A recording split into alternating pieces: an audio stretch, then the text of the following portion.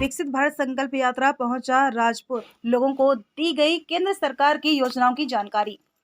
केंद्र सरकार की विकसित भारत संकल्प रथ यात्रा राजपुर पहुंची। इस दौरान लोगों ने भव्य स्वागत किया, जिसे लेकर राजपुर पंचायत में भवन में कार्यक्रम का आयोजन किया गया, जिसमें मुख्य अतिथि के रूप में जिला परिषद सदस्य निशा कुमारी, मुखिया छोटू सिंह उपस्थित थे। इस दौरान रथ के माध्यम से केंद्र सरकार की विभिन्न योजनाओं की जानकारी दी गई। कार्यक्रम में काफी संख्या में महिला, पुरुष और स्कूली बच्चे उपस्थित थे।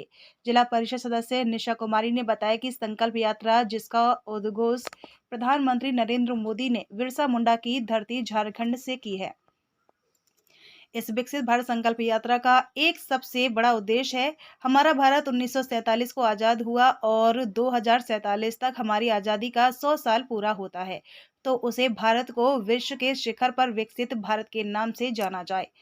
उन्होंने कहा कि इसके लिए मोदी जी ने यह रथ यात्रा शुरू की है, जिसमें केंद्र की जितनी भी सारी योजनाएं संचालित हो रही हैं, उसको हम लोग हर एक पंचायत में जाकर महिलाओं और पुरुषों को लाभान्वित होने के लिए बोल रहे हैं। और मोदी जी का सपना है कि हर एक व्यक्ति आत्मनिर्भर बने और एक अच्छे कर्तव्य उनका सपना है। मुखिया विकास कुमार और छोटू सिंह ने कहा कि कार्यक्रम का उद्देश्य यह है कि केंद्र सरकार के द्वारा कौन कौन सी योजनाएं चल रही हैं और कितने लोग इससे लाभान्वित हो रहे हैं, उसकी जानकारी रथ के माध्यम से दी जा रही है। उन्होंने कहा कि अभी भी ग्रामीण क्षेत्रों में जागरूकता का अभाव है। मोदी जी के द्वारा लोगों को जागरूक करने के उद्देश्य से रथ को रवाना किया गया। लोगों से जो लाभ उन्हें मिल रहा है, उनसे भी उनकी राय विचार को लिया जा रहा है। चतरा से अमित कुमार सिंह की रिपोर्ट।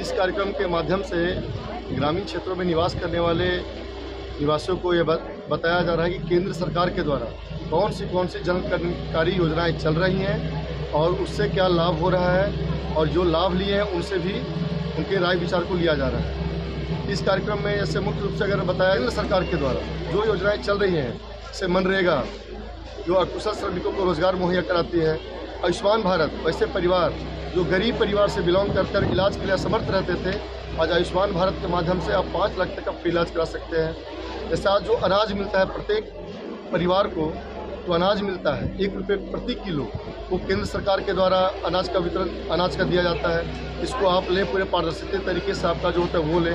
प्रधानमंत्री आवास योजना, जो आज जो बिना कच्चे आवास में रहते थे, आवास विहीन परिवार थे, उनको प्रधानमंत्री आवास योजना के माध्यम से उनको आवास पक्का घर दिलाया गया।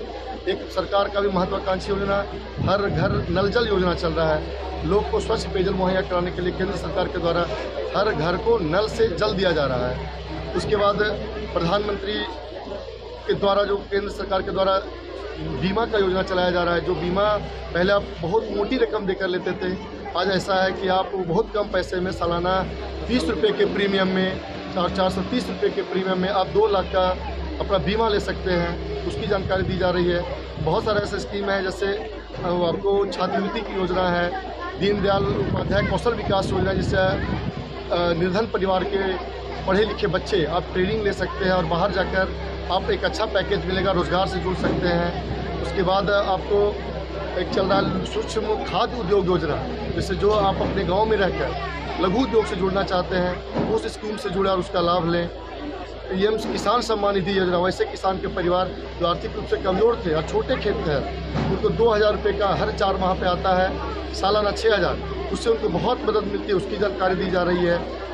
फसल के बीमा के बारे में और केंद्र सरकार के द्वारा जो सिंचाई की योजनाएं चलाई जा रही हैं, उसके बारे में इस कार्यक्रम के माध्यम से जानकारी लोगों को दिया जा रहा है और जागरूक किया जा रहा है। हमारा देश विकसित तब होगा जब आम जो निचला स्तर का व्यक्ति है उसे केंद्र के द्वारा जो जन कल्याणकारी योजनाएं चलाई जा रही है उसको जब उसकी जानकारी मिलेगी, उसके पास लाभ पहुंचेगा, तभी मेरा देश विकसित भारत बन सकता है। मैं एज ए मुखिया ये कह सकता हूँ कि अभी भी ग्रामीण क्षेत्रों में जागरूकता का अभाव है और ये बहुत अच्छा कार्यक्रम है। इसके माध्यम से लोग योजनाओं को जानेंगे और उसका लाभ उठाएंगे। हम लोग प्रधानमंत्री जी के सपने को साकार कर रहे हैं। हमारी पार्टी हर एक व्यक्ति, हर एक कार्यकर्तागण, हर एक पंचायत में जाकर महिला, पुरुष, बच्चों सभी को जागरूक कर रहे हैं कि अगर हमें विकसित बनना है, एक अच्छे नागरिक का कर्तव्य निभाना है, तो सबसे पहली प्राथमिकता हमारी शिक्षा है।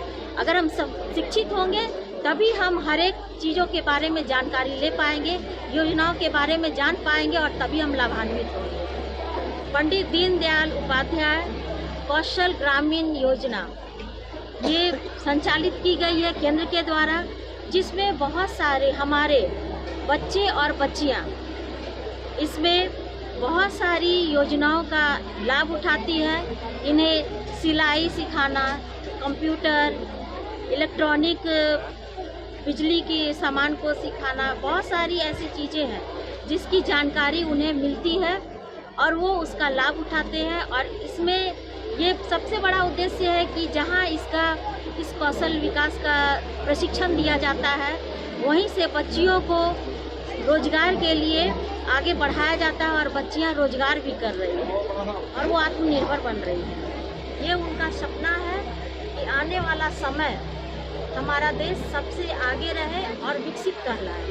मेरा घर पांडेडी है। हम घर में कॉलेज करते थे, उस समय कोई इधर का जो रहता था ना मैम, JRP वो बताए थे कुछ विधि द्वारा की ट्रेनिंग मिलता है वहाँ पे, उसके बाद फिर जॉब दिया जाता है, उसके बाद कुछ सैलरी अच्छा मिलता है वहाँ पे। तो उसी के द्वारा हम उनको पूछे, उसके बाद हमको फिर रांची में वहाँ पे भेजा गया था उनके द्वारा। फिर हम लोग गए थे, 5-6 लड़के थे हम लोग, दीनदयाल ग्रामीण कौशल योजना, उसके द्वारा हम लोग ट्रेनिंग लिए थे, उसी के द्वारा आगे बढ़े थे।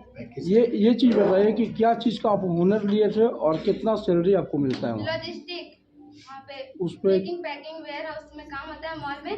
क्या चीज़ बनता है वहाँ पे जो सामान जो ऑर्डर करते हैं ना फ्लिपकार्ट में, वो सामान को हम लोग डाटा एंट्री ऑपरेटर का काम करते हैं वहाँ पे। कितना सैलरी मिलता है? सैलरी 17,000।